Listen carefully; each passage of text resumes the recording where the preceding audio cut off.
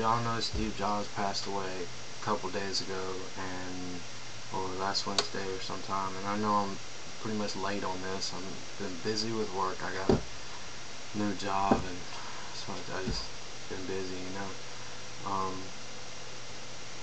I try to do videos as much as I can, but I just want to give you my thoughts on it and share with you some of my feelings, and after that we'll get to the Android news.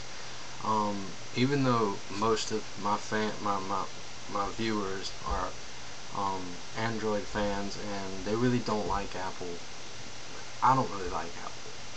But Steve Jobs, nobody can deny the legendary man that he was. I've seen people say rude things about him, and I don't understand why, because Steve Jobs was a person that was just building stuff that him and his family and all the people that he loved around him loved to use. Something that his mom could pick up and use with no issues or problems.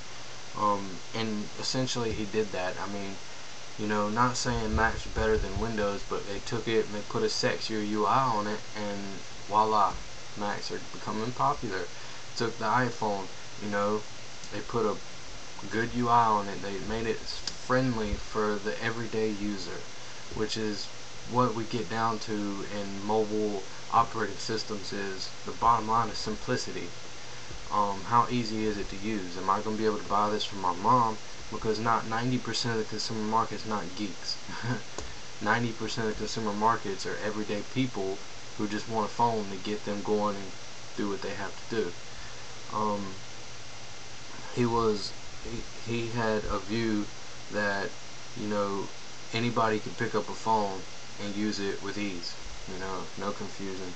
And he pretty much did that, and he set the standard for mobile phones, because I had a Windows mobile phone before the iPhone, and it sucked, and iPhone was just revolutionary. And without competition there's no innovation. So you guys got to really think about it and think, if Steve Jobs wasn't here, we wouldn't have Android today, or if we had Android, it wouldn't be the way it was today, because their main competitor is Apple, obviously, and like I said, competition brings innovation. We wouldn't have Windows Phone 7 or none of that. So, you know, people stop saying mean stuff about him, because if that was your family, you'd be sad to hear stuff like that. And I wish him the best and bring all my condolences to his family. Okay, on to the Android news.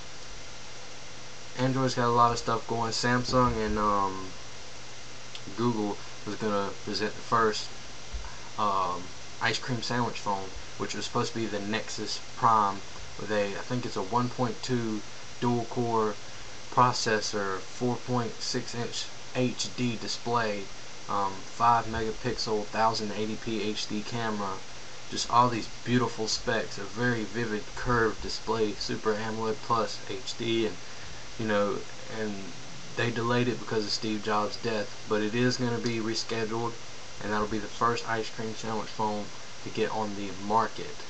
Another thing I want to talk about is the Amazon Fire, their answer to the tablets. Do you guys think it's a good idea? If you go and research it, you'll learn that they've created their own browser based on the cloud, and it's $199 with a dual core processor, which means it's going to be able to do anything them other tablets can do. Now, it doesn't have cameras, but they're saying that this could actually be the Android tablet to go head to head with Apple, because they own the tablet market and nobody's competing with them really.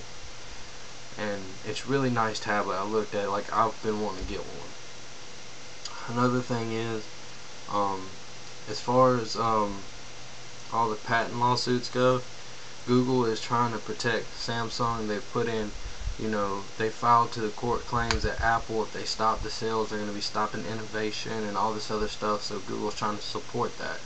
For a lot of you guys that don't know, ice cream sandwich is going to be the answer to tablets and phones. That means we could take ice cream sandwich and put it on a tablet with a dual core processor, and then take it, put it on a phone, dual core processor, or a high clocked single core processor. there's going to be no 2.3 in in Honeycomb. It's just going to be Ice Cream Sandwich 4.0 on both devices, which just makes fragmentation slow down a little bit more, and it's really great. Can't wait to see it. And when they do announce it, I will be live streaming, or I will have news updates and on my website. You can go check that out.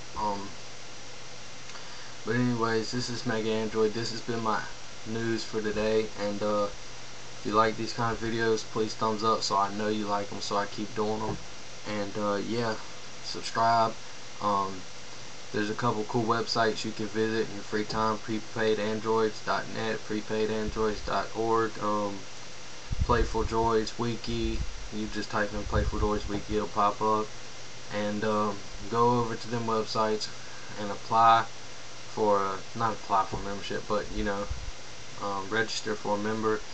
And communities there are awesome. They have awesome people to help you out with your everyday needs, and I try to help people as much as I can on my YouTube. If I don't reply to you, I'm sorry. I'm getting to you, because believe it or not, I have a lot of messages. But yeah, subscribe, and